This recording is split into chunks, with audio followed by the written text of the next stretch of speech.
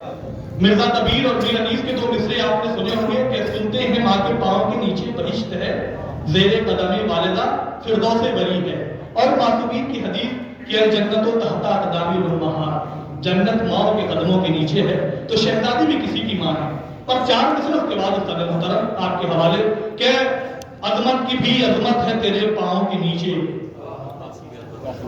عظمت کی بھی عظمت ہے تیرے پاؤں کے نیچے، کونین کی دولت ہے تیرے پاؤں کے نیچے۔ چوتھے مصرے پر خاص توجہ کہ عظمت کی بھی عظمت ہے تیرے پاؤں کے نیچے، کونین کی دولت ہے تیرے پاؤں کے نیچے، ہم کیا ہے جو لکھے تیری عظمت کا قصیدہ، حسنین کی جنت ہے تیرے پاؤں کے نیچے،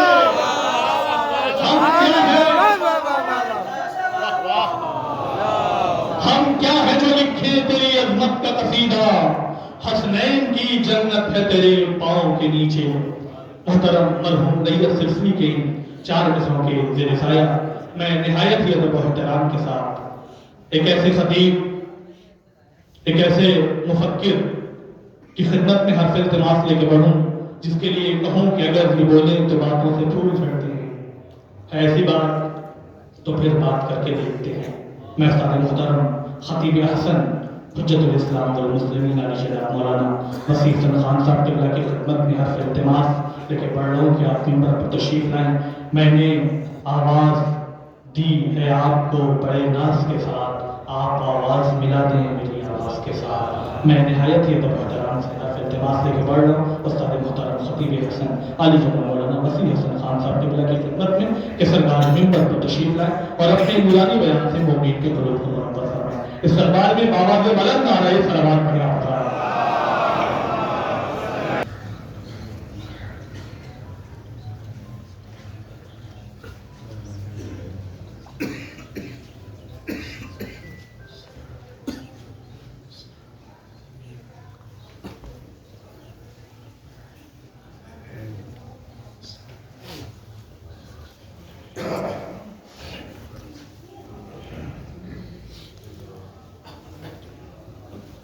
لا حول ولا قوة إلا بالله العلي العظيم. أعوذ بالله من الشيطان الرجيم.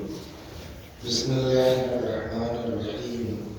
الحمد لله رب العالمين، بارئ الخلائق أجمعين، باعث الأنبياء والمرسلين، والصلاة والسلام والتحية والإكرام على البشير النذير السراج المنير سيدنا ونبينا وشفيعنا إن شاء الله أبي القاسم محمد.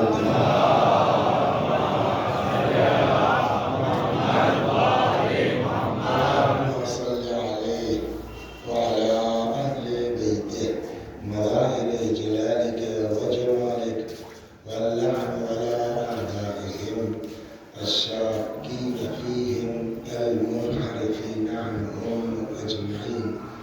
أما بعد، فقد قال الله تبارك وتعالى وقوله الحق. أعوذ بالله من الشيطان الرجيم. بسم الله الرحمن الرحيم. يا أيها الذين آمنوا اتقوا الله وكونوا مع الصادقين.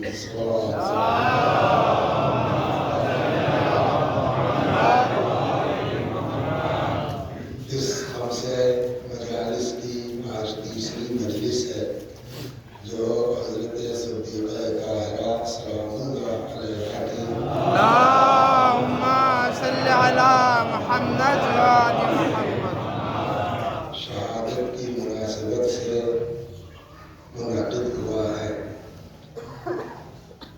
بات ہماری شروع ہوئی یہاں سے کہ سارے اعمال کی قبولیت کا دار و مدار تقویٰ ہے۔ عزت چاہتے ہو تو خدا کے نزدیک تو اس کا بھی سبب تقویٰ ہے۔ ان اکرمکم عند اللہ اتقاکم، جتنا تقویٰ زیادہ ہے اتنی عزت زیادہ ہے۔ یا ارشاد ہوا تقویٰ اختیار کرو، اللہ تم کو پڑھائے گا۔ اب یہ 2 دن میں بات یہاں تک آئی کہ خلاصہ اس کا یہ ہوا کہ تقویٰ علماء کہتے کس کو ہے نچوڑ، پھر وہ لغوی اور معنی کی بحث نہیں ہے، نچوڑ مقصد کیا ہوا اس کا؟ تو امام نے فرمایا کہ گناہ نہ ہو اور واجب نہ چھوٹے۔ پھر یہ بات آئی کہ گناہ کی دو قسمیں ہیں، ایک ہے گناہ کبیرہ اور ایک ہے گناہ صغیرہ۔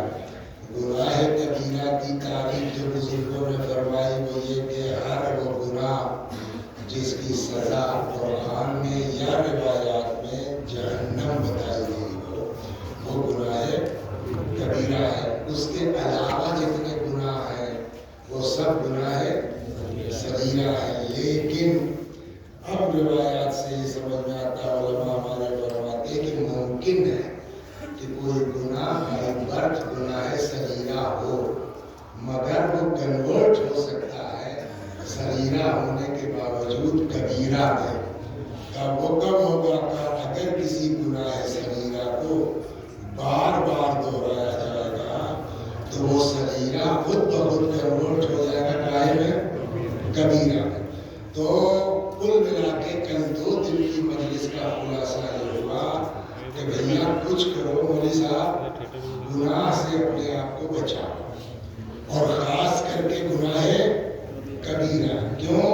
اس لیے کہ گناہ کبیرہ کہتے ہی اس کو ہے جس کی سزا جہنم ہو۔ تو کون سا عقل مند ہوگا کہ جو یہ جاننے کے باوجود جہنم سے بچنے کی کوشش نہ کرے گا؟ لیکن اب مشکل یہ ہے کہ گناہ ہو گیا، اب کیا کریں؟ صلوات دھیرے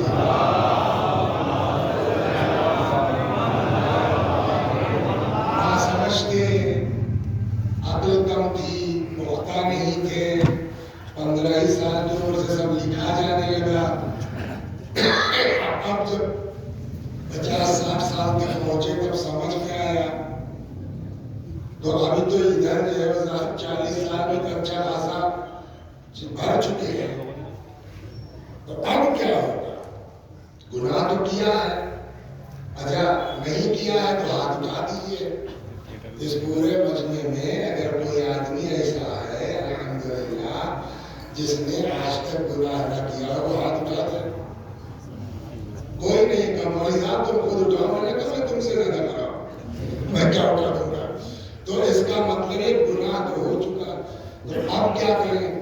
بھیا اب تو جہنم میں جانا ہی جانا ہے، لہذا یار اب کیسی نماز کیسا روزہ اور کیسا کیا چھوڑو، اب تو گناہ ہو ہی گیا، وہ بھی کبیرہ ہوا ہے، اور کبیرہ ہونے کے بعد جہنم میں جانا ہی جانا ہے، تو اس محنت سے فائدہ کیا ہے نا؟ یہاں آ کر کے جو ہے وہ قرآن نے سہارا دیا۔ دیکھو جب پہلے دن پرسوں گناہ کبیرہ سب تو نہیں گنائے گئے، لیکن جو گنایا گیا دوسرے ہی تیسرے نمبر پر یہ بھی خود گناہ ہے۔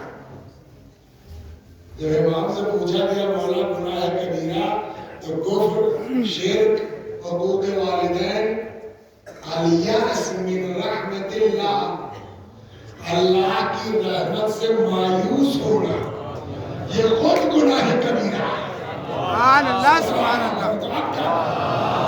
اللہم صلی علی محمد وآل محمد۔ تو اب کرے تو کیا کرنا ہے؟ میں دھیرے دھیرے آپ کو نہلا رہا ہوں۔ تو قرآن کہتے ہیں دیکھو ہو بھی رہا ہے نا، جو بات پہلے دن کہی گئی کسی دوسرے کا معاملہ ہے اس کو حل کر لے کے دے کے سمجھوتا کر کے اس کو حل کر لو۔ جہاں تک میرا معاملہ ہے تو میرے بارے میں نوٹ کر لو، قل یا عبادی الذین اسرفوا علی انفسہم لا تقنطوا من رحمت اللہ ان اللہ یغفر الذنوب جميعا۔ یہ میرے حبیب میرے بندوں سے کہہ دیجئے جنہوں نے گناہ کی وجہ سے اپنے نفسوں پہ ظلم کیا ہے اللہ کی رحمت سے مایوس نہ ہو۔ ان اللہ یغفر الذنوب جميعا، اللہ سارے گناہوں کو معاف کر دے گا۔ یا ارشاد ہوتا ہے اذا سألک عبادی عنی فإنی قریب، جب میرے بندے میرے بارے میں سوال کریں تو آپ کہہ دیجئے میں بہت قریب ہوں، اجیب دعوت الداعی اذا دعان، اور جب پکارنے والا مجھے پکارتا ہے میں اس کی پکار کو سنتا ہوں۔ فَلْيَسْتَجِيبُوا لِي وَلْيُؤْمِنُوا بِي، ان سے کہو مجھے پکارے، مجھ پر ایمان لائے، لَعَلَّهُمْ يَرْشُدُونَ، شاید ان کو تاکہ رہ رشد مل جائے، رہے ہدایت مل جائے۔ تو قرآن بار بار کہتا ہے کہ گناہ ہو گیا، گناہ کبیرہ ہو گیا، مگر یہ سوچنا کہ اب ہم معاف نہیں ہو سکتے، یہ خود گناہ ہے، کبیرہ ہے۔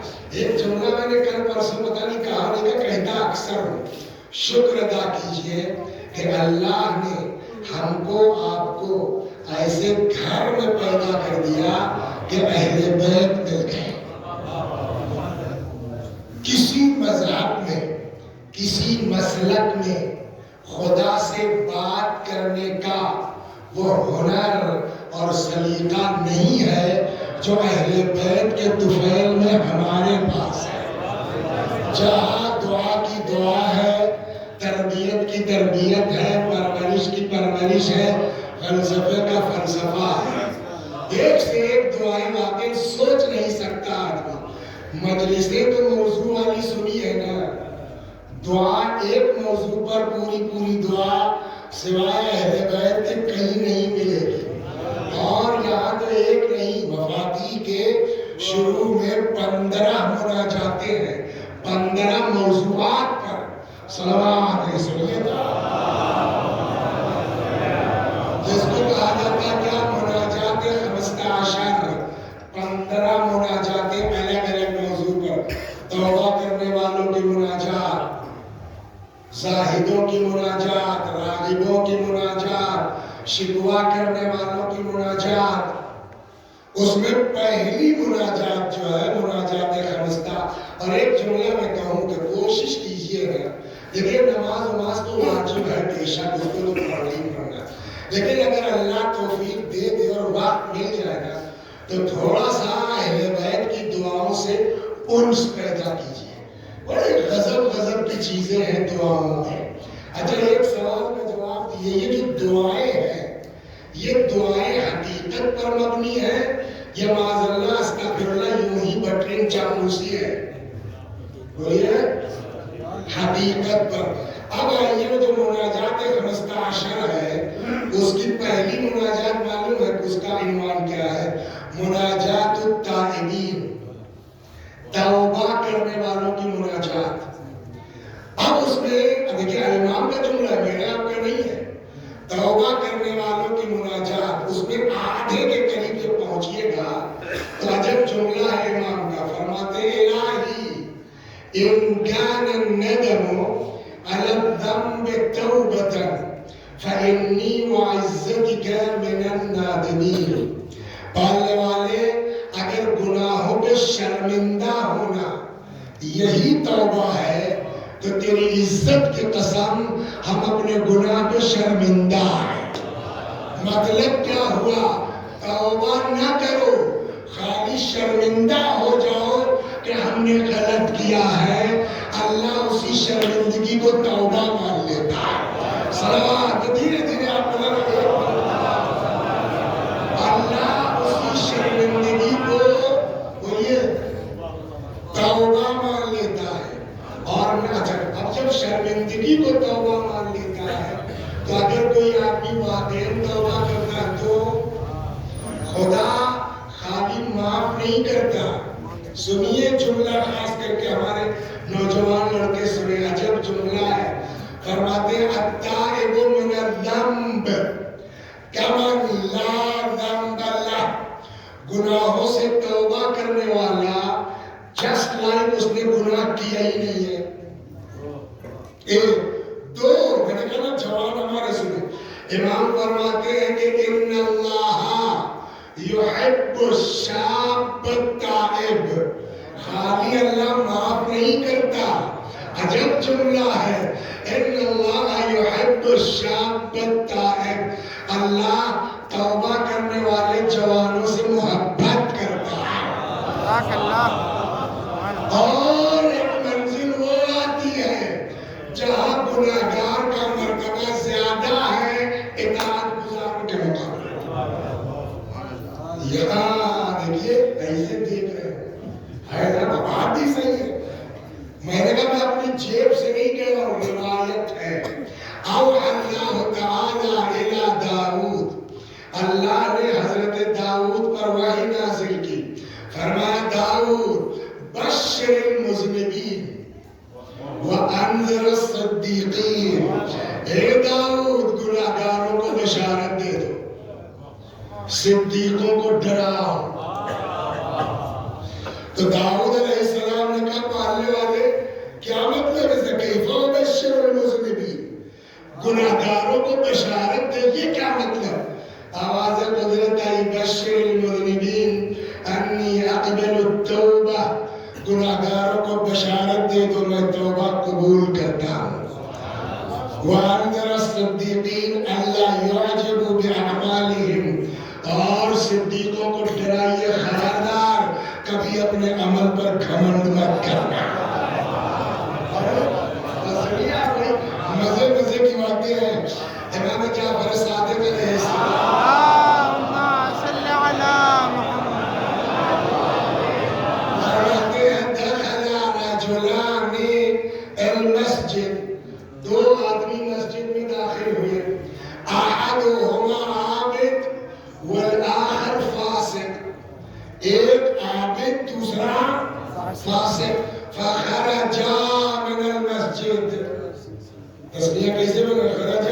خرجا فخرجا من المسجد، تھوڑی دیر میں دونوں مسجد سے نکلے. جو عابد تھا وہ فاسق ہو گیا تھا، والفاسق عابد نہیں، اس کی سپرلیٹو ڈگری، والفاسق صدیق. جو عابد تھا وہ فاسق ہو چکا اور جو فاسق تھا وہ صدیق. ایسا کیسے مولا؟ امام نے فرمایا وہ اس لیے کہ عابد جتنی دیر مسجد میں رہا مدلن بعبادتہ، اپنی عبادت پر گھمنڈ، مغرور، میں تو کب سے نماز پڑھ رہا ہوں، ان کو دیکھو یہ بھی آج نماز پڑھ رہا ہے. تو جتنی دیر عابد رہا مدلن بعبادتہ، اپنی عبادت پر مغرور، لیکن فاسق جتنی دیر رہا اپنے گناہ پہ شرمندہ، وہ گھمنڈ کی بنیاد پہ فاسق ہو گیا اور شرمندگی کی بنیاد پہ صدیق ہو گیا. سبحان اللہ سبحان اللہ.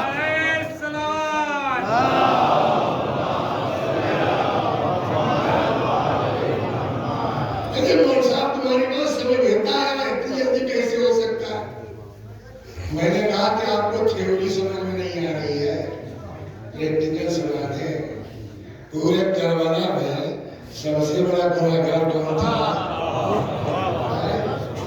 جو گھیر کے امام کو کربلا لایا. شیور بعد میں آیا ہے، عمر سعد بعد میں آیا ہے، حرملہ بعد میں آیا ہے. گھیر کے حضرت کو کون لایا ہے نا؟ ایک سے ایک مدینے میں قرآن پڑھنے والے ٹہلتے رہ گئے اور جو امام کو گھیر کے کربلا لایا وہ ایک سیکنڈ میں قیامت تک کے لیے علیہ السلام صلوات محمد رسول اللہ. یہ ایک مین چیز ہے اپنے آپ کو گناہ سے بچانا. بٹ اگر ہو گیا ہے تو یہ خود گناہ ہے کہ ہم اس کی رحمت سے بڑھئے. ایک بہت زبردست قصہ ایک دو چھوٹے چھوٹے سنانا تھا پھر مین مدے پر آتا. صلوات کبھی اپنے عمل پر گھمنڈ مت کرنا. کبھی میں تو بڑا اچھی مجلس پڑھتا ہوں، میں تو بہت بڑھیا ذاکر ہوں، میں تو صاحب میری ایک وقت کی نماز قضا نہیں ہوئی. یہ اس کا کرم ہے کہ وہ قبول کر لے، ورنہ اگر قاعدے سے جانچ ہو جائے گی نا تو سب کے عمل میں کچھ نہ کچھ کمی نکل آئے گی. سمجھ گئے آپ؟ ایک جانچ سنا دے آپ کو، سلوات بھی سنا دیتا ہوں.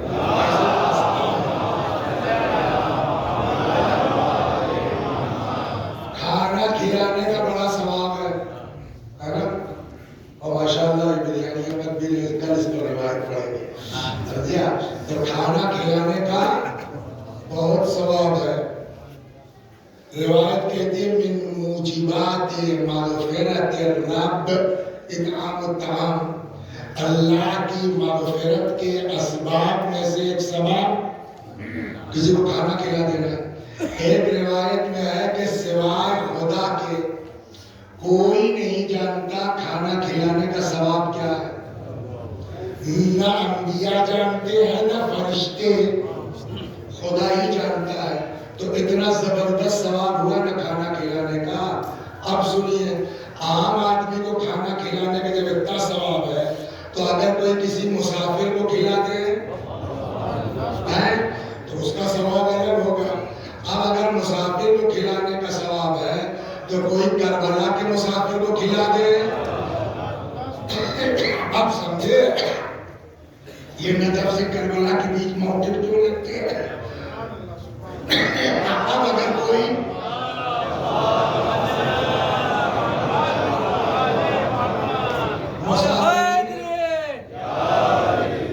مسافرین حج کو کوئی کھلا دے ثواب ہوگا نا. تو اب دیکھیے پیسہ ہونا یہ کمال نہیں ہے، پیسے کے ساتھ وہ نیک دل ہونا ضروری ہے جو آدمی کو آمادہ کرے ان نیکیوں کی طرف. ایک صاحب تھے جن کا نام تھا حسین ابن ابی یعلا، بڑے آدمی تھے، بزنس مین تھے. حج کا ارادہ کیا، وہ توجہ سے سنیے گا، حج کا ارادہ کیا تو ظاہر سی بات ہے اکیلے سفر نہیں ہو سکتا تھا اس زمانے میں. راسدر مل جائیں گے، ڈاکو مل جائیں گے، تو 10 20 50 جیسے کہ وہ اپنا ایک ساتھ چلتے تھے. تو حسین بھائی کو اللہ نے اچھا 20 دن کا، ایک مہینے کا سفر، 2 مہینے کا سفر. تو ظاہر سی بات ہے کہ راستے میں رکیں گے تو کھائیں گے پیئیں گے. تو حسین بھائی پیسے والے تھے، انہوں نے اپنا صاحب سارا جنس آٹا یہ جانور سب لے کے چلے. جہاں قافلہ رکتا تھا دھمبا زدہ ہوتا تھا، کھانا پکتا تھا، سارے حاجی لوگ آئیے بسم اللہ نوش کروائیے مسافر. اس سے بڑا ثواب ہوگا میرے صاحب. ایک روایت اور بڑی مزے کی ہے، فرماتے ہیں تمام الحج لقاء الامام، حج کی تکمیل امام سے ملاقات ہے. امام کی زیارت یہ حج کی تکمیل ہے. تب یہ حسین بھائی حج وج کر کے مدینے آئے. زمانہ ہے امام صادق سلام اللہ علیہ کا.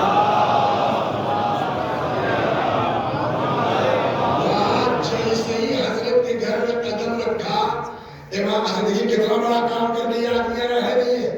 آئیے آئیے حسین صاحب تشریف لائیے، بڑے بکرے کٹے ہیں اب کی حج کے سفر میں. تو اب پتہ نہیں، کتاب دیکھ کے تو نہیں سمجھ سکتے نا کہ امام تعریف کر رہے ہیں کہ طنز کر رہے ہیں. لیکن حسین کا جواب سمجھ میں سمجھاتا ہے کہ امام کو یہ کام ان کا اچھا نہیں لگا. تو یہ جلدی سے انہوں نے صفائی دی، ما اردت الا اللہ، میرا کوئی مقصد نہیں تھا مولا سوائے خدا کے، نام و نمود دکھاوا نہیں تھا، میں نے اللہ کے لیے کیا. اب اہل بیت کا عالم یہ، وہ ہمارے دلوں کے راز کو جانتے ہیں.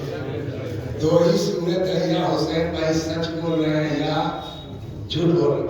اگر جھوٹ بول رہے ہیں، پھینک رہے ہیں، تو امام ٹوکتے میاں ہم سے چھپاؤ گے، ہم کو پتہ ہے نیت کیا تھی تمہاری. امام نے نہیں ٹوکا، اس کا مطلب حسین بھائی کی بات صحیح ہے، وہ واقعی اللہ کے لیے کھلا رہے تھے. تو جب اللہ کے لیے کھلا رہے تھے تب امام کو اعتراض کیوں ہے. بات ہماری کہاں سے چلی، ہم سمجھتے بہت بڑھیا کام ہے، جانچ ہو جائے گی تب سمجھ میں آئے کہ وہی کام غلط تھا. صلاح دربار میں سنیے، بڑے جانور کٹے ہیں سفر میں. حسین صاحب ما اردت الا اللہ، ہمارا کوئی مقصد نہیں تھا میرے سوائے بولیے اللہ کے. تو امام نے نہیں کہا کہ تم جھوٹ بول رہے ہو، یعنی وہ اپنے اللہ کے لیے، جب اللہ کے لیے کر رہے ہیں تب امام کو اعتراض کیا. دیکھیں امام کا جواب تو اتنا ہے، میں جلدی سے ترجمہ کر دوں گا لیکن ہو سکتا ہے بعض بچے نہ سمجھ پائیں، تو اس کو میں تھوڑا سا پہلے سے لے کے چلتا ہوں. دیکھیے جتنے لوگ مسافر ہیں کیا سب کی اقتصادی حالت ایک جیسی ہے؟ کچھ تو حسین بھائی کی طرح جو ہے وہ لکھنتی آدمی ہے، کچھ بیچارے وہ ہے کہ بھیا جو ہے وہ اپنا کچھ لاہی چنا رکھ لو، حج ہو جائے کسی صورت سے، تو اپنا پیٹ نہیں بھر سکتے، دوسرے کو کیا کھلائیں گے؟ لیکن کچھ بھی ہو مومن کے اندر عزت نفس تو ہوتی ہے۔ اب آپ روزانہ جہاں رکتے ہیں وہاں کھلاتے ہیں سب کو، تو جو بیچارہ کمزور ہے جو نہیں کھلا سکتا تو اس کو یہ احساس ہوگا کہ نہیں ہوگا کہ یار حسین بھائی کے پاس ہے وہ کھلا رہے ہیں، ہم ان کو ایک بار کھلا نہیں سکتے، روز روز کھانا ہی پڑ رہا ہے۔ تو اب امام کا جملہ ہے فَتَقَاصَرَوْا فِي أَنفُسِهِمْ، تمہارے اس کھلانے کی وجہ سے ان کو احساس کمتری کا ہوا، احساس کمپلیکس کا احساس ہوا۔ تم تو کر رہے ہو مسافروں کو کھانا کھلانے کا، لیکن سائیڈ ایفیکٹ 50 لوگ ذلت محسوس کر رہے ہیں۔ تو کھانے کا ثواب اپنی جگہ، مومن کو کمتری کا احساس دلانا، اس کا حساب کون دے گا؟ صلوات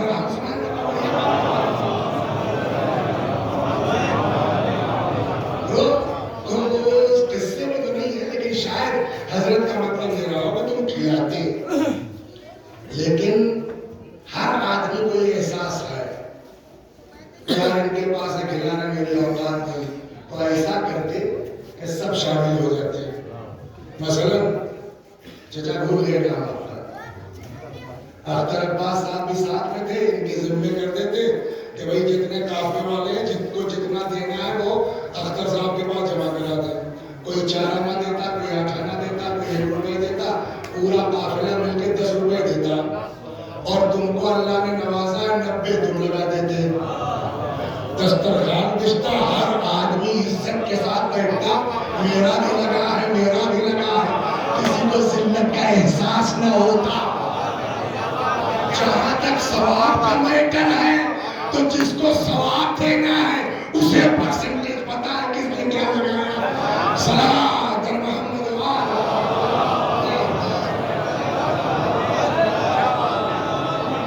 تو کوئی ضروری نہیں ہے کہ ارے ذرا ذرا سے بھی چوکتا ہے یہ آپ کے نیچے کیا ہے؟ گتا کے اوپر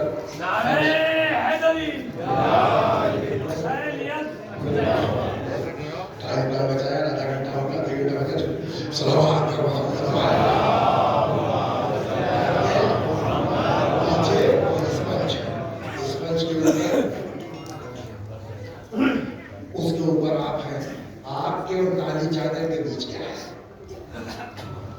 جو بتا دے۔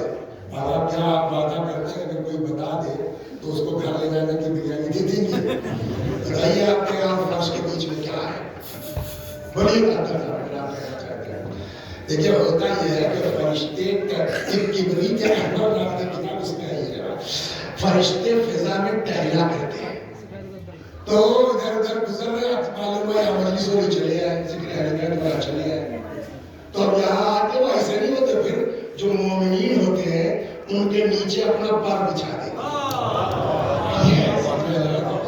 تو اب آپ کو تو مجلس کے بعد بریانی مل جائے گی، انہیں کیا ملے گا؟ بولیے بانیان حضرات، ان کو تو جواب یہ کہ ملوا دو، جو کھائیں گے کھلا دیں گے، تو وہ تو دکھتے نہیں ہیں۔ پھر تو وہ جس کی محبت میں آئے ہیں وہ دیں گے، وہ کیا کہتے ہیں وہ سنیے۔ تو روایت کہتی ہے کہ جب یہ فرشتے سب تو آئے نہیں جو ادھر سے گزر رہے تھے آگے، اب جب یہ واپس بزم ملکوت میں پہنچتے ہیں تو ایک عجیب طرح کی خوشبو ان کے جسم سے نکلتی ہے، تو جو نہیں آئے رہے تھے بڑا زبردست ہے، کہاں سے لائے؟ تو جا رہے تھے ایک جگہ، بابو نے مجلس ہو رہی تھی، وہاں گھوم گئے، ارے بھائی بتاؤ کدھر ہے؟ اب ختم ہو گئے، سب تالا بند ہو گئے، مولوی لوگ اپنے گھر گئے۔ کہنے لگا بھائی وہ جگہ تو ہوگی، اس کو ہلکے میں مت لیجیے، ایسا تو وہ جگہ تو ہوگی کہاں؟ کہ بھائی وہ جگہ بتا دو، یہ جہاں سے آپ اٹھ کے جائیں گے نا، روایت کہتی ہے فرشتے آتے ہیں اور تبرکن اپنا پر وہاں مس کرتے ہیں. اور ہماری بات چلیے معاف کرنے کی، کتنا کریم ہے خدا وہ سنیے آپ. لیکن ایٹھنا نہ مولوی صاحب، ایٹھو تو سب برباد ہو جائے، گھمنڈ تو برباد کر دے گا. تو ایسے جبریل ایک مرتبہ ٹہل رہے تھے، کسی جزیرے سے گزر ہو گیا، ایک چچا میاں وہاں عبادت کر رہے تھے، تو جبریل کا کچھ دل جھکاؤ ادھر ہوا، اللہ سمجھ گیا. تو آواز قدرت ہے، جبریل بڑے بندے سے ملنا چاہتے ہو؟ کہا کہا مل لو. جبریل آئے، ملے. کیسا لگا میرا بندہ؟ تو جبریل نے کہا پرفیکٹ. اللہ نے کہا ان کا حاشر دیکھنا چاہے تو قیامت میں کیا ہوگا؟ تو کہا ہاں پالنے والے. تو اب جبریل کے سامنے سے پردہ ہٹا دے دیا، مستقبل دیکھ رہا ہے معاشرہ. حساب و کتاب شروع ہوا، چچا کا بھی حساب شروع ہو گیا. معلوم ہوا چچا مومن آدمی تھے، پاس ہو گئے. حکم ہوا کہاں بہشت. اب چچا سے ایک غلطی ہو گئی، بیٹا جو ہمارے طلبا ان سے گزارش ہے سب کر لو، اگر زبان قابو میں نہیں ہے نا تو پھر کچھ نہیں مل سکتا ہے. زبان پہ کنٹرول کرو. اسی لیے مولا نے کہا اذا تم العقل نقص الکلام، جب عقل مکمل ہو جاتی ہے باتیں کم ہو جاتی ہیں. توجہ فرمایا آپ نے. تو اب یہ بیچارے پاس ہو گئے. حکم ہوا میرے بندے کو لے جاؤ بہشت میں. اب یہ تو خوش، جیسے ہی چلنے لگے تو چچا سے چوک ہو گئی. کہنے لگے الحمدللہ، چلو آج اپنا نماز روزہ کام تو آیا. بس جیسے ہی کہا اللہ کا حکم، روکو ان کو، روکو. کیا کہا؟ عبادت کام آ گئی، لاؤ آئے پھر سے حساب کرو. اب حساب میں قرآن میں کہ وضع المیزان، ترازو رکھ دیا گیا، رکھو سارے اعمال ایک پلڑے میں. دوسرے میں اللہ کی نعمتیں نہیں، ایک نعمت بینائی کی. جو اندھا ہو گیا اس سے پوچھئے کہ کتنی بڑی نعمت ہے. وہ ایک بینائی کی نعمت رکھ دی گئی. توڑو، معلوم ہوا کہ جو ہے وہ اعمال والا پلہ ہلکا، بینائی والا پلہ بھاری. آواز قدرت ہے. آپ بتائیے کیسا؟ ایک بینائی کی نعمت کے برابر تو عبادت ہے نہیں آپ کی. اور بقیہ جو نعمتیں ہم نے دی آپ کو اس کے مقابلے میں تو کچھ ہے ہی نہیں. اچھا خاصا پاس آدمی زبان میں پھنسا دیا، حکم ہوا لے جاؤ اس کو جہنم. اس کے پاس ہے کیا ہے؟ لیکن جس زبان نے پھنسایا تو اسی نے بچایا بھی. تو اب ظاہر سی بات ہے کہ چلے. اب جب یہ چلنے لگے تو کہنے لگے پالنے والے تو عادل ہے، اس سے انکار نہیں ہے، اور ہم جو جہنم کے لائق ہوئے ہیں واقعی اس قابل ہیں، اس لیے تیرا حکم ہوا ہے. ہم تیری عدالت کے منکر نہیں ہے، لیکن پالنے والے ہم تجھ کو ایسا سمجھتے نہیں تھے.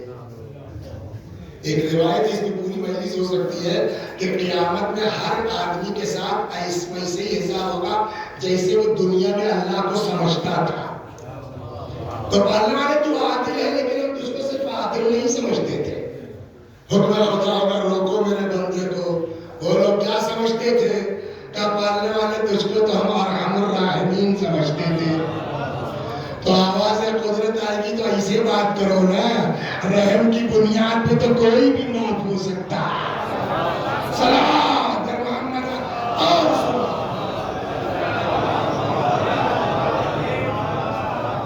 مولانا سردار صاحب نہیں جانتے میں کتنا بدتمیز ہوں. مسرور صاحب کو نہیں پتا میں کتنا نالائق ہوں، مجھے بزرگوں کو نہیں پتا.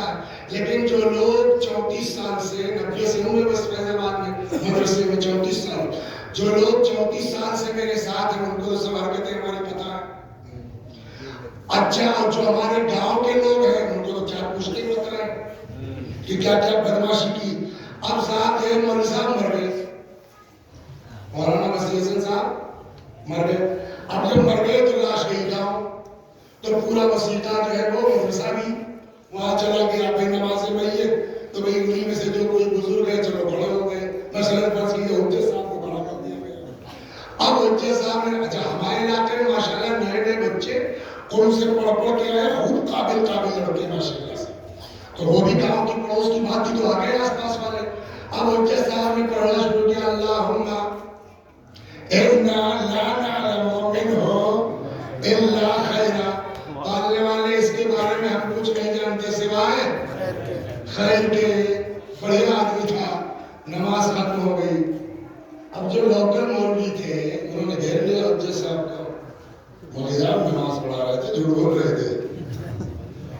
کیا ہوا بیٹا؟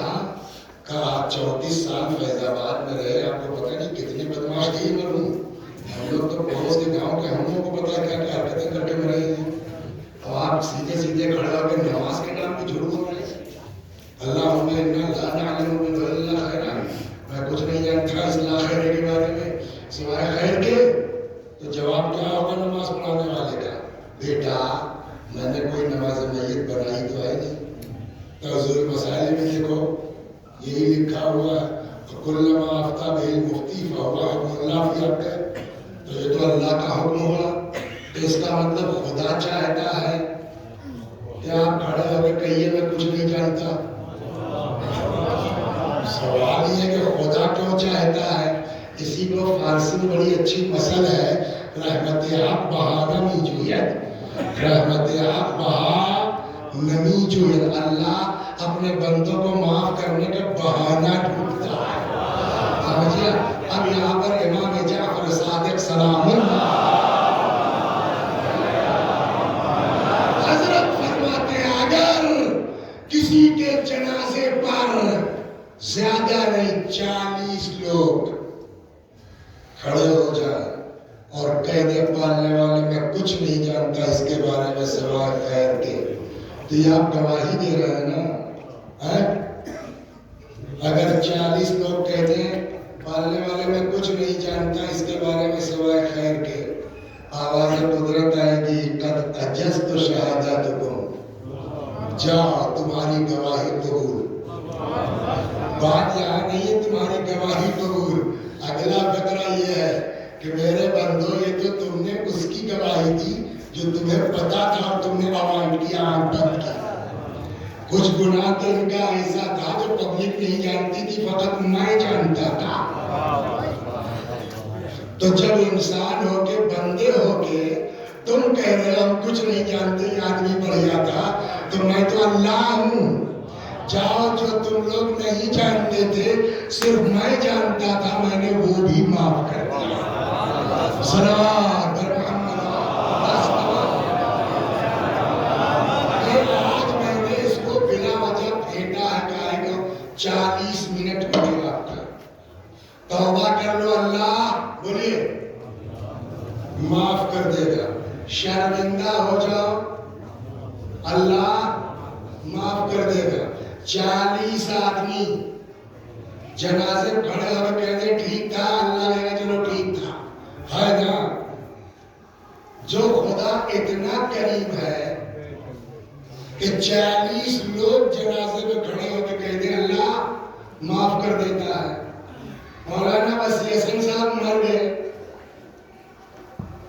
والدہ کا انتقال ہو چکا ہے، پیچھے 2 سال پہلے، اللہ مغفرت کرے، فرض کیجئے وہ زندہ ہے، تو جب تک ماں زندہ ہے سارے بھائی متحد، قد آدم صاحب پوسٹر چھپا وسیع حسن صاحب کا 40واں ہو گیا، اور اس کے بعد صاحب برسی بھی بڑھیا ہوئی، چھمائی بھی بڑھیا ہوئی، اور دھیرے دھیرے بھائی لوگ بھی مر گئے، اب بچا لڑکا 10 سال کے بعد۔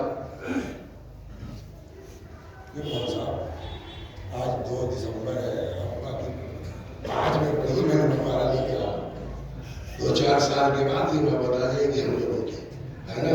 اور اس کے بعد وہی لڑکا آنے لائق ہوا، تو ورنہ سوجن کر دیا، چھمائی کر دی، 40واں کر دیا، اپنا نام ہو گیا، واہ اولاد ہو تو اسی سمجھے، ابا کا کم ہوتا ہے اپنی ماں زیادہ، ہے نا؟ تو ہو گیا، اس کے بعد سب بھول بھال جاتے ہیں، کون وسیع حسن کیا، پوتے پر پوتے کے بعد تو اس سے ارے اس بچپن پوچھ لیے کون اپنے دادا کو فاتحہ پڑھتا ہے کہ ہمارے پوتے ہم کو پڑھا کے، تو ہم لوگوں کا حال کیا ہے سر؟ 2 سال 4 سال 10 سال بس نا، اس کے بعد پبلک بھول جائے گی۔ کچھ لوگوں کی قسمت بڑی زبردست ہے سر، موٹے قلم سے لکھ دی گئی، رسول اللہ کے بعد ہی کوئی سال بھر بعد، کوئی 3 سال کے بعد، کوئی 25 سال کے بعد مر گیا۔ قسمت ایسی ملی کہ آج 1450 سال ہو گئے، جب نام آتا ہے۔ اچھا ایک بات اور سن لیے، دعا کمال پڑھتے نہیں پڑھتے؟ مولا کا جملہ ہے یا سریع الرضا، کیا مطلب ہے یا سریع الرضا کا؟ ہے وہ اللہ جب اپنے بندوں سے بڑی جلدی راضی ہو جاتا ہے، اور یہ 40 منٹ تک توبہ کر کر دے گا.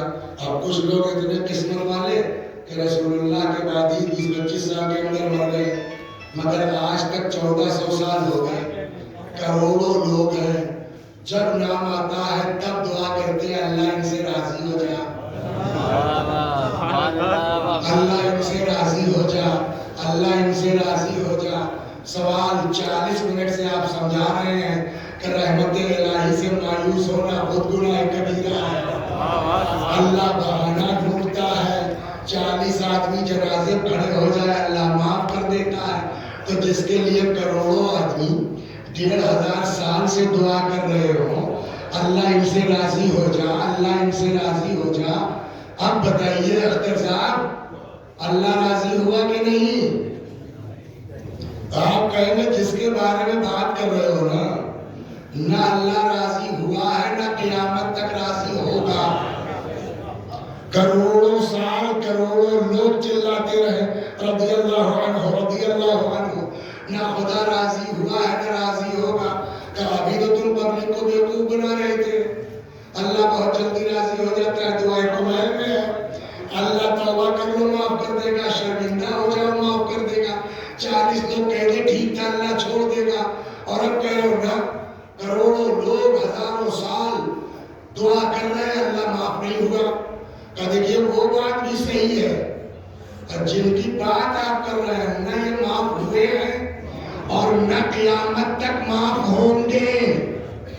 کہا صاحب یہ کیا دو طرح کی بات کیسے؟ صلوات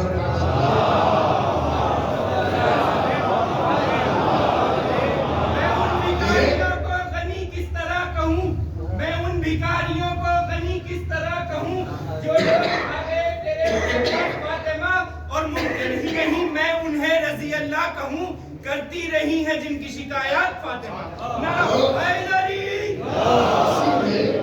ایک مسئلہ ہے ایک بام و دو ہوا. اس کا قصہ معلوم ہے؟ ایک بام و دو ہوا کا بڑی چھت تھی، پتہ نہیں صحیح میرا بہن مشہور ہے. تو ادھر بیٹے اور بہو تھے، ادھر بیٹی اور داماد.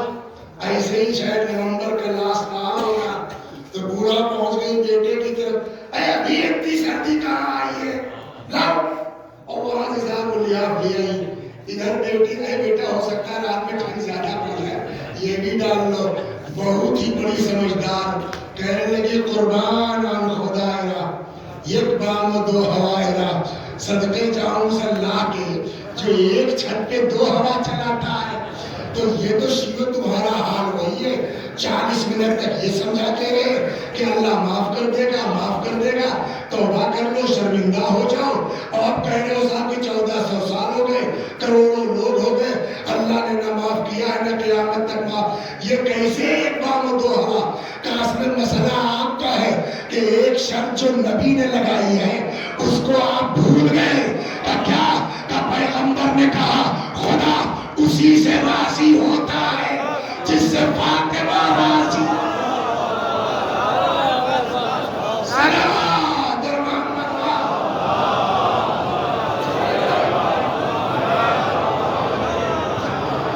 نعرہ حیدری.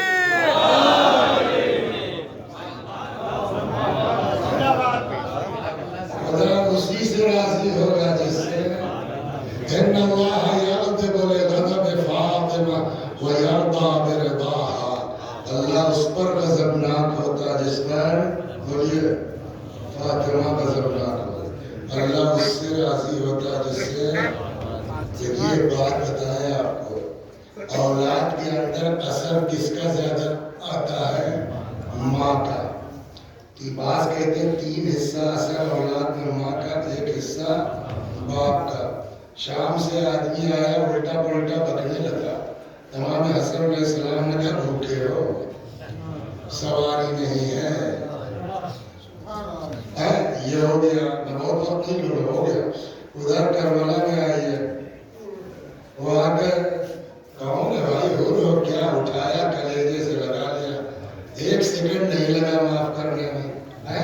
تو حسن کس کے بیٹے ہیں؟ فاطمہ کے. حسین کس کے بیٹے ہیں؟ فاطمہ کے. تو بیٹے تو اس طرح معاف کر دیں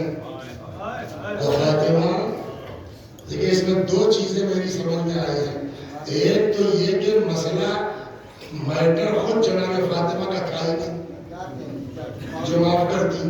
کل عرض کیا نا دشمنی کا مین سبب کیا تھا؟ امیر المومنین کی حمایت ہے نا ولایت کے لیے. تو جب تک وہ میٹر حل نہیں ہوگا معافی کا سوال ہی پیدا نہیں ہوتا. ٹھیک ہے معاف نہیں کیا تو نہ کرتی معاف, چپ چاپ چلی جاتی. اس کی کیا ضرورت تھی کہنے کی؟ جن لوگوں نے مجھے ستایا ہے میرے جنازے میں شریک بہت اسٹریم کر رہا. دیکھیے آپ جب تاریخ پڑھیے گا نا ایک سے ایک لوگ ہیں, سمجھ گیا. ان کا حال یہ ہے اہل بیت کے فضائل کی جو روایتیں ہیں نا پہلے کوشش کریں گے کہ ویسی حدیث گڑھ لی جائے اوروں کے لیے. وہ نہیں ہو پایا تو ضعیف ہے, وہ بھی نہیں ہو پایا تو اس میں کوئی جو ہے وہ نقص نکالتے ہیں. اسی میں سے ایک صاحب ہے جن کا نام ہے ابن تیمیہ, نام سنا ہے ابن تیمیہ. دیکھیں یہ روایت اتنی پرفیکٹ ہے کہ ابن تیمیہ جیسا آدمی بھی اس میں کچھ کر نہیں پایا. تو جب کر نہیں پایا تو جانتے کیا کہا کہ انہوں نے وصیت کی کہ یہ لوگ ہمارے جنازے میں شریک نہ ہوں. تو اس میں اپنا نقصان کیا, ان لوگوں کا کیا نقصان ہے؟ کیا مطلب کہ بھائی پبلک آتی ہنگامے کے ساتھ پورا وہ ہوتا اعلان, پبلک آتی فاتحہ پڑھتی, انہیں کو تو ثواب ملتا. تو وصیت کر کے ہم نے کہا بس آپ کی وہ بات سمجھ میں آ گئی, آپ رہنے دیجئے. وہ فاطمہ ہی نہیں ہے جس کو امت کے فاتحے کی ضرورت ہے.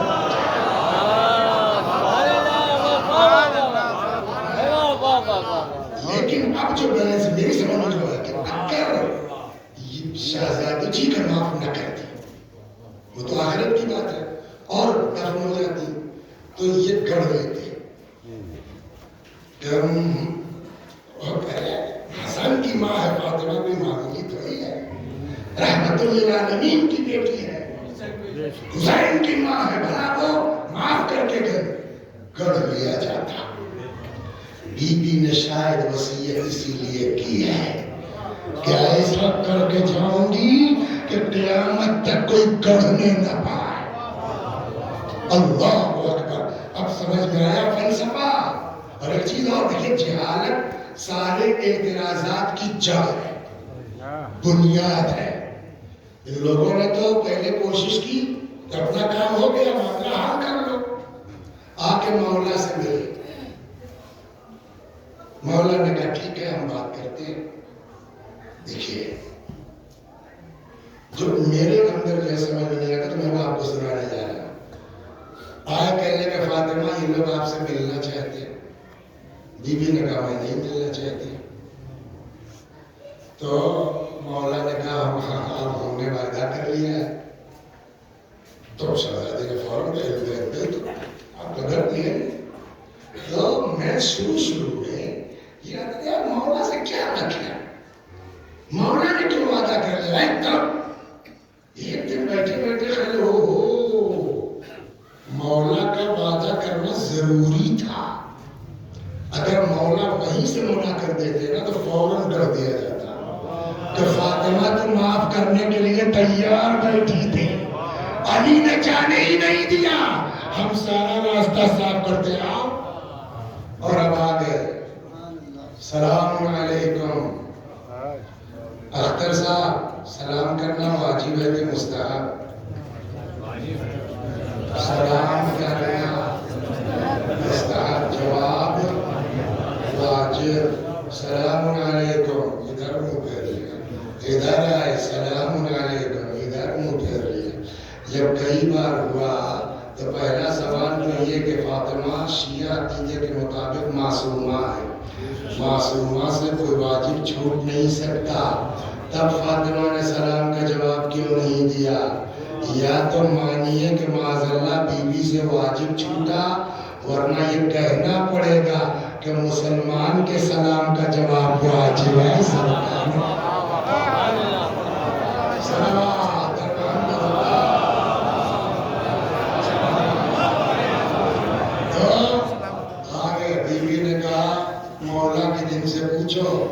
کہ انہوں نے میرے بابا کو کہتے سنا ہے کہ نہیں؟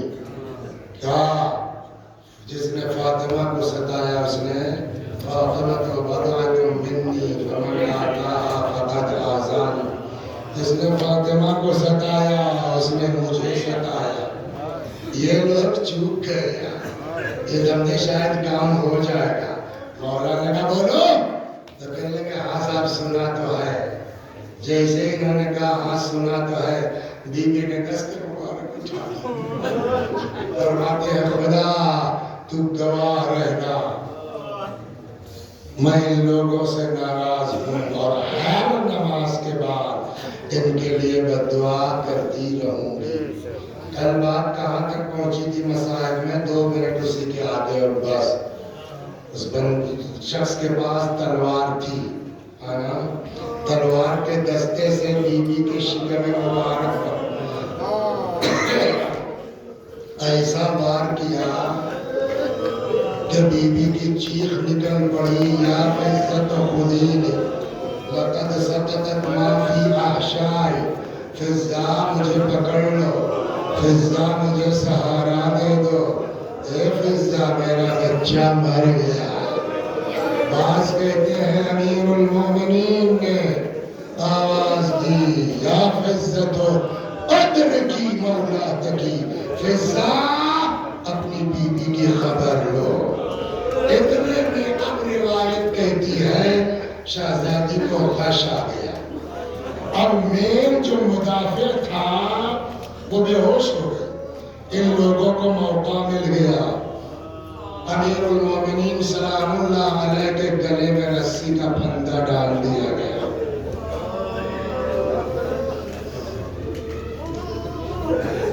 ایک سوال چلیے یہاں بھی کر لیتے ہیں کہ صاحب ایسا کیسے ہو سکتا ہے؟ فاطمہ کے ساتھ اتنا بڑا واقعہ ہو گیا اور علی کچھ نہیں بولے۔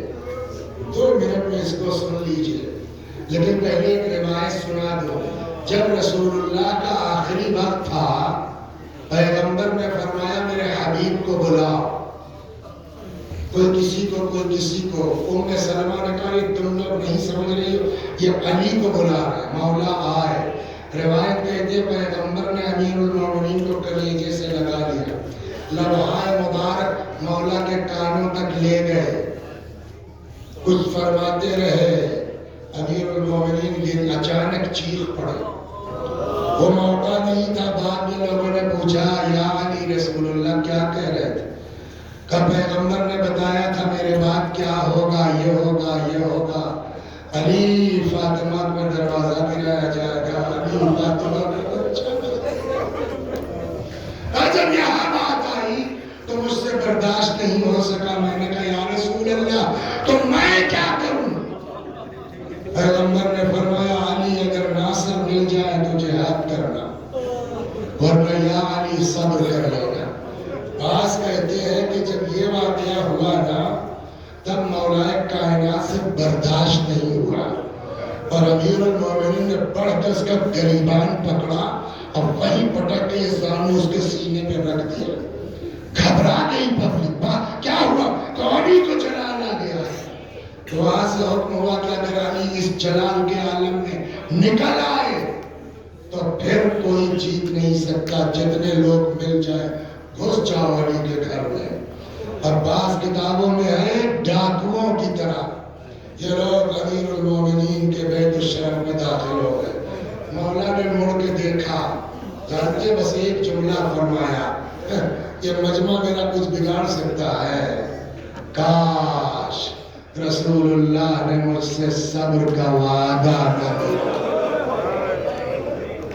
یہ جملہ کہا وہ کہہ رہا ہے۔ ادھر بی بی کو غش ہے، ادھر ان کو سمجھ میں آ گیا کہ یہ مامور ہے صبر پر۔ حضرت کے گلے میں رسی ڈال دی گئی، ایک آدمی آگے سے کھینچتا ہوا، دوسرا آدمی پس سے دھکیلتا ہوا لے کے آئے مسجد میں۔ اب سنیے میری طرف دیکھیے، امیر سلام اللہ علیہ کی گردن پر تلوار رکھ دی گئی، حضرت کی مٹھیاں یوں بند ہے، کچھ لوگ کوشش کر رہے ہیں مٹھی کھول کے کے شور مچا دے، بیعت ہو گئی، بیعت ہو گئی. ادھر وہ چل رہا ہے، ادھر بی بی کو غش سے افاقہ ہو گیا. یہ ہے فاطمہ، یہ ہے مدافع ولایات. جیسے ہی افاقہ ہوا، اپنا درد نہیں، اپنا غم نہیں. پہلا سوال علی کہاں گئے؟ جب بتایا گیا کہ حضرت کو گرفتار کر لیا گیا تو مشہور روایت تو یہ ہے کہ بی بی نے سر پہ نگاہ ڈالی، گھر سے نکل پڑی. ایک جگہ کہیں میں نے پڑھا اور یہ سمجھ میں آتی ہے کہ اس واقعے کے بعد بی بی سے چلا نہیں جا رہا تھا. تب خاندان کی دو عورتوں نے دونوں طرف سے بی بی کا بازو تھا پکڑا کے گھر سے باہر لے کے آئے. جیسے ہی نکلی فرماتی ہے خلو ابن عمی، علی کو چھوڑ دو ورنہ بابا کا کرتا سر پہ رکھ لوں گے. پانچویں امام کی بزم ہے سلام اللہ علیہ. بی بی کی بات نکل آئی.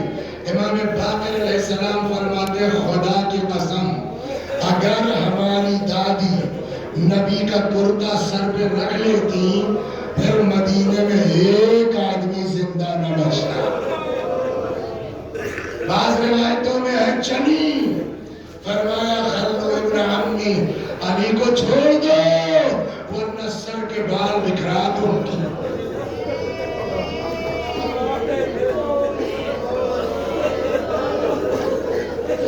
سلمان فارسی کہتے ہیں کہ یہ جملہ ابھی نکلا تھا بی بی کا، مسجد نبوی اپنی جگہ سے اٹھنے لگا. سلمان کہتے ہیں دوبارہ جب مسجد بیٹھی ہے دھول اتنی تیز اڑی کہ ہم کو رومال رکھنا پڑا. ادھر آپ کو بتا چکا ہوں کہ مسجد کا منظر کیا ہے. حضرت کے گردن پر تلوار، مٹھیاں بند ہے. بیعت کرو نہیں مار دیں گے، ہے نا. اتنے میں اس کون پہچانے گا میرا مولا کیا ہے. السلام علیکہ یا اول مظلوم غصب حق، سلام ہے یا امیر المومنین. کتنا کریم ہے میرا مولا. ادھر بی بی کی آواز مولا کے کانوں میں پہنچی، علی کو چھوڑ دو ورنہ بابا کا کرتا سر پہ رکھ لوں گی. علی کو چھوڑ دو ورنہ سر کے بال بکھے. مولا سے کوئی مطلب تھا؟ اور یہ کچھ نہیں، چپ رہتے. بی بی کو بددعا کرنے دیتے. تاریخ کیا لکھتی؟ نبی کی بیٹی کو امت نے اتنا ستایا، بیٹی نے بددعا کی، مدینہ تباہ ہو گیا. جس سے مولا سے کوئی مطلب تھا. لیکن واہ ہے میرا مولا، واہ ہے میرا آقا. جیسے مولا کے کانوں میں آواز پہنچی، روایت کہتی مولا نے کہا سلمان ادھر آؤ. جی مولا. کرے سلمان دوڑ جاؤ، زہرا سے کہہ دو گھر چلی جائے. اے سلمان اگر فاطمہ نے نبی کا کرتا سر پہ رکھ لیا مدینے میں ایک آدمی زندہ نہیں بچے. سلمان کہتے میں دوڑا دوڑا آیا. میں نے کہا بی بی آپ رحمت للعالمین کی بیٹی ہے، آپ عذاب کا سبب نہ بنیے. فرمایا سلمان میرا بھی مزاج نہیں ہے لیکن تم لوگ دیکھ نہیں رہے، یہ علی کو قتل کرنا چاہتے. ارے میں سب برداشت کر لوں، علی کا قتل کیسے برداشت کر سکتی. سلمان کہتے ہیں بی بی تو میں خود سے منع کرنے نہیں آیا، تب پھر مجھ سے علی نے کہا ہے واپس چلی جاؤ. فرماتی ہے تو میں علی کی اطاعت کروں. کون دنیا میں خاتون ہے جس کے شوہر کی گردن پر تلوار ہو اور وہ یہ کہہ کے واپس ہو جائے میں علی کی اطاعت.